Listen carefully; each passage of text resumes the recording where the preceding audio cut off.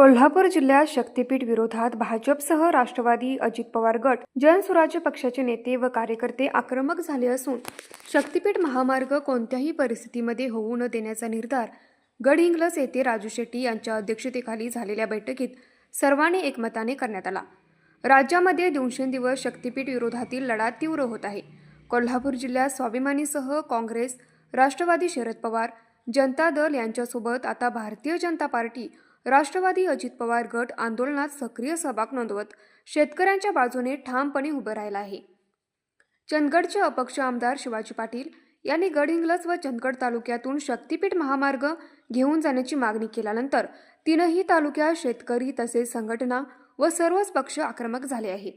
या महामार्गामुळे शेतकऱ्यांचे मोठे नुकसान होणार असून सध्या गोव्याला जाण्यासाठी या 3 तालुक्यातून 4 रस्ते जातात। यामुळे नवीन शक्तीपीठ महामार्गाची आवश्यकता नसल्याचे स्थानिक नागरिकांचे म्हणणे आहे। एकीकडे मुख्यमंत्री देवेंद्र फडणवीस सक्तीने महामार्ग करण्यासाठी प्रयत्न करत असताना कोल्हापूर जिल्ह्यातून भाजप, राष्ट्रवादी, अजित पवार गटाचे नेते व कार्यकर्ते आक्रमक झाल्याचे दिसून येत आहे। यामुळे कोल्हापूर जिल्ह्यात शक्तीपीठ विरोधात विरोधकांची वज्रमूठ होऊ लागली आहे। न्यूज मराठी 24 साठी विनोद शिंगे, कोल्हापूर।